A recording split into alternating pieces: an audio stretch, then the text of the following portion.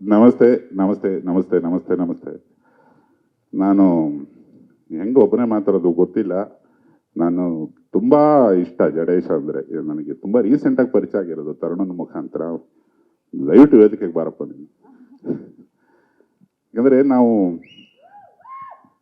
4 ಅಕ್ಷರ ಬರೆಯೋದೇ ಅವರು ನಿರ್ದೇಶಕರು ಮತ್ತು ಒಂದು ದೋಸ್ತಿ ಎಲ್ಲಿರುತ್ತೆ ನಾಯಕ ನಟರ ಜೊತೆ, ಅವ್ರ ದೋಸ್ತಿಗೇನೆ ನಮಗೆ ಅಕ್ಷರಗಳು ಹುಟ್ಟೋದು.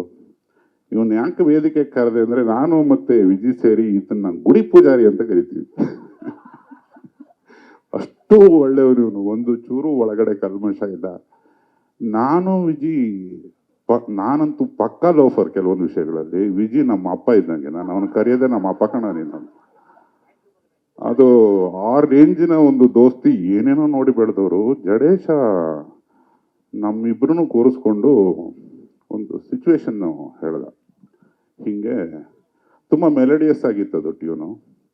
ಮತ್ತು ರಚಿತಾರಾಮ್ ಅವರು ಇವ್ರ ಪೇರು, ಈ ಇಂಪಾರ್ಟೆಂಟ್ ಸಾಂಗು.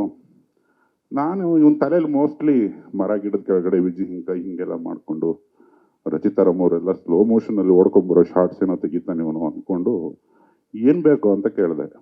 ತುಂಬ ಮೆಲಡಿ ಸರ್, ಅಪ್ಪಟವಾಗಿರಲಿ ಅಂದ. ನಾನು ವಿಜಿ ಅಪ್ಪಟವಾಗಿ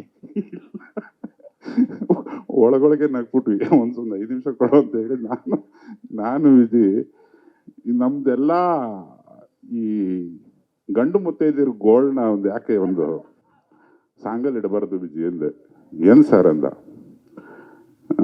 ನಿನಗೂ ಗೊತ್ತು ಮಕ್ಕಳು ಆಗಿದ್ದಾವೆ, ನಮಗೂ ಗೊತ್ತು. ಆ 1ನೇ ಮಗು ಆದ ನಂತರದ್ದು ಒಂದು ಸಂದರ್ಭ ಇರ್ತದಲ್ಲ. ನಾನು 1980s 90s ದೂರದರ್ಶನ ಬಂದಾಗ ಜನನ ನಿಯಂತ್ರಣದ ಆ್ಯಡ್ ನೋಡಿದ್ದೆ.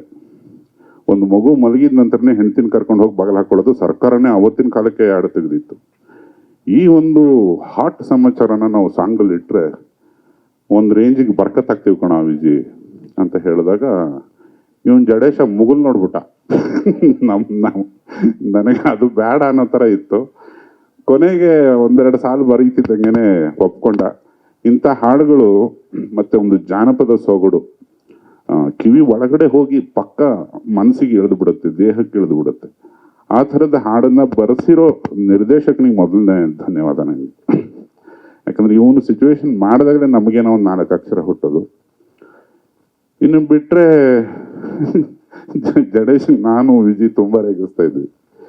ನೋಡೋ, ನೀನು ನಿಮ್ಮ ಅಪ್ಪನ ತುಂಬಾ ಕಾಟ ಕೊಟ್ಟಿರ್ತೀಯ ರಾತ್ರಿ ಮಲಗೋದಕ್ಕೆ ಈ ಹಾಡಲ್ಲಾಗೋ ಥರನೇ ಅಂತ ಹೇಳಿದ್ದಕ್ಕೆ, ಇಲ್ಲ ಸರ್ ನಂಗೆ ತಂಗಿ ಇದ್ದಾಳೆ ಅಂದ.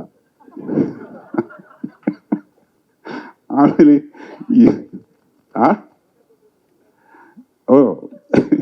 ಇವನನ್ನು ಮಲಗಿಸಿದ ಮೇಲೆ ಏನೇನಾಗಿರುತ್ತೋ ಪಾಪ ಅಮಾಯಕ ಅಂತ ಅಲ್ಲೂ ಪ್ರೂವ್ ಮಾಡ್ಬಿಟ್ಟ ಜಡೇಶ್.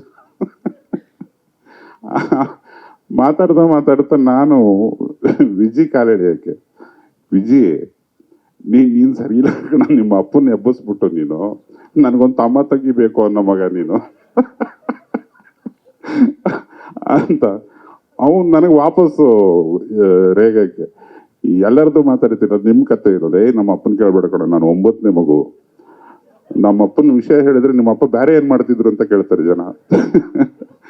ಅದಾದ್ಮೇಲೆ ನಾನೇನಾರ ಹಂಗೆ ಎಬ್ಬಿಸಿ ನಮ್ಮ ಅಪ್ಪನ ಕೇಳಿದ್ರೆ ನಂಗೊಂದು ತಮ್ಮನ ತಂಗಿನೋ ಬೇಕು ಅಂತ ನಮ್ಮ ಅಮ್ಮನೇ ಕಪಾಳು ಕೊಡ್ಬಿಟ್ಟಿರೋರು. ಹಂಗಾಗಿ ಹೋಗಿ ಅಂಥದ್ದೇನೂ ಇಲ್ಲ. ಒಂದು ದಾಂಪತ್ಯದಲ್ಲಿ ತುಂಬಾ ಮಜವಾಗಿರೋದೇ ಮಕ್ಕಳ ಪಾರ್ಟ್. ಅವು ಮಕ್ಕಳಾಗಿದ್ದು ಬೆಳೆದು ಕಳ್ಳನ ಮಕ್ಕಳಾಗಿ ಅವಕ್ಕೂ ಮದುವೆ ಆಗೋವರೆಗೆ ತಂದೆ ತಾಯಿ ಅಂದ್ರೆ ಏನು ಅನ್ನೋದು ಅವಕ್ಕೂ ಗೊತ್ತಿರಲ್ಲ.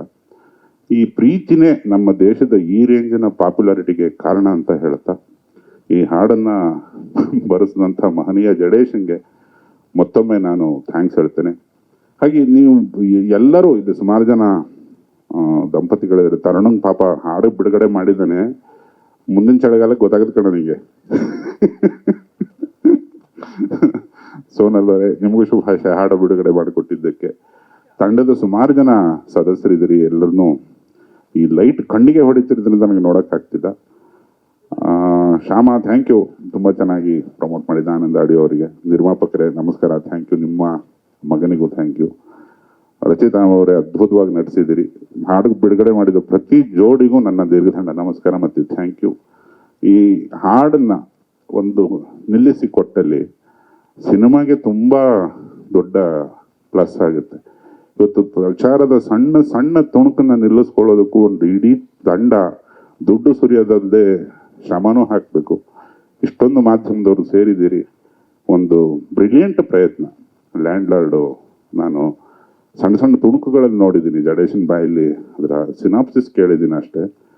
ಇದೊಂದು ಮೈಲ್ ಸ್ಟೋನ್ ಸಿನಿಮಾ ಆಗಿದೆ ಅನ್ನೋದು ಒಬ್ಬ ಕನ್ನಡ ಪ್ರೇಕ್ಷಕ ಆಗಿ ನನ್ನ ತುಂಬ ಹೃದಯದ ಹಾರೈಕೆ. ಆ ಜರ್ನಿ ಇಲ್ಲಿಂದ ಶುರು ಆಗಲಿ. ಮತ್ತೊಮ್ಮೆ ಮಗದೊಮ್ಮೆ ಇಡೀ ತಂಡಕ್ಕೆ ನನ್ನ ಶುಭಾಶಯ. Thank you so much.